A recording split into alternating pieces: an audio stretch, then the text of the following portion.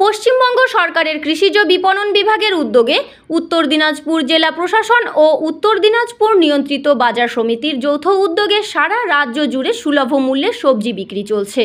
রাজ্যের বিভিন্ন ব্লকে স্বনির্ভর গোষ্ঠীর মহিলাদের পরিচালনায় এই সুলভ মূল্যে সবজি বিক্রির স্টল শুরু হয়ে গিয়েছে, যা ইতিমধ্যে ইসলামপুরের বিভিন্ন পৌর ওয়ার্ডগুলিতেও চালু রয়েছে। শনিবার উত্তর দিনাজপুর নিয়ন্ত্রিত বাজার সমিতির দপ্তর চত্বরে একটি স্টল করে মানুষকে এই সুলভ মূল্য সম্পর্কে অবগত করা হয়। ইতিমধ্যে যেখানে আলু, পেঁয়াজ সহ বিভিন্ন সবজির মূল্য আকাশ ছোঁয়া হতে চলেছে, সেক্ষেত্রে সবজির মূল্য নিয়ন্ত্রণে রাখতে রাজ্য সরকারের এই উদ্যোগ।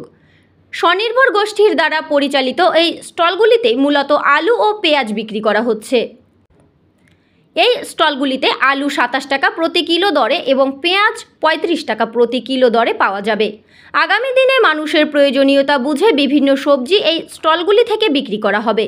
বিভিন্ন আধিকারিকদের পাশাপাশি এদিনের মার্কেটিং ইয়ার্ডের এই সুলভ মূল্যের সবজি বিক্রির স্টলে পশ্চিমবঙ্গ সরকার কৃষিজ বিপণন বিভাগের জলপাইগুড়ি রেঞ্জের ডেপুটি ডাইরেক্টর সন্দীপন রায়, উত্তর দিনাজপুর নিয়ন্ত্রিত বাজার সমিতির সেক্রেটারি জয়দেব মাইতি, সুফল বাংলা স্টলের মালিক আব্দুল আলিম পারভেজ ও স্বনির্ভর গোষ্ঠীর মহিলারা উপস্থিত ছিলেন। আমরা তো এখন প্রথমে তো আমরা অতটাও কিছু বুঝতে পারছি না। আমাদের ব্লক থেকে আমাদের একটা স্টোর দেওয়া হয়েছে। প্রথমে বলছিল আলু পেঁয়াজ নিয়ে যাওয়ার জন্য, এখন তো দেখছি সবজির দামটা যেরকম বাড়ছে, তাহলে আগামী দিনে আমাদেরও চিন্তাভাবনা থাকবে যে সবজিটাও আমাদের নিয়ে যাওয়াটা ভালো হবে। কেন আমাদের গ্রামে যেগুলা মহিলা যে 300 টাকা রোজগার করে এই 50 টাকা 70 টাকা 80 টাকা কেজি যে সবজি, সেটা জীবনেও কিনে খেতে যদি পারে তাহলে তো পারবে না। ওরা 300 টাকা ইনকাম, এখানে সবজির দামটা প্রচুর, তাহলে স্বনির্ভর হওয়ারটা এটা তো এখানে নিচনেই পড়ে যাবে। আমরা তো মার্কেটে কালকে একটু খোঁজ নিলাম, তাহলে ওইখান থেকে দেখছি এখানে একই রেট আছে। আমাদের যেরকম কিলোতে আছে 40 টাকা পেঁয়াজ, এখানে আমাদের 35 টাকা বলছেন, বস্তায় 35 টাকা।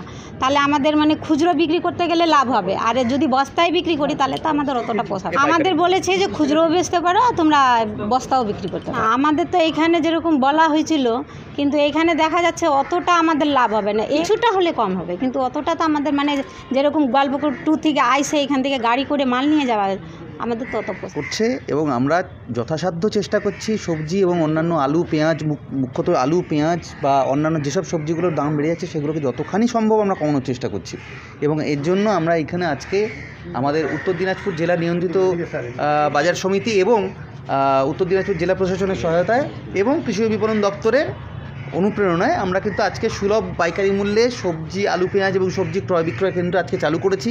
এছাড়া আমাদের উত্তর দিনাজপুরে কিন্তু ইতিমধ্যে 4টে সুফল বাংলার ভ্রাম্যমান স্টল চালু হয়ে গিয়েছে, যেখানে আপাতত আলু পেঁয়াজটাই বিক্রি হচ্ছে। যেহেতু আলু পেঁয়াজের দাম একটু বেশি রয়েছে বলে আমরা কিন্তু আপাতত লোকের কাছে আলু পেঁয়াজটা বিক্রি করছি। আজকে যেমন আলু আমরা বিক্রি করছি 27 টাকায় এবং পেঁয়াজ বিক্রি করছি 35 টাকায়, 35-36 টাকাতেই মধ্যে আমরা কিন্তু পেঁয়াজটাকে রাখার চেষ্টা করছি এবং বিক্রিও হচ্ছে।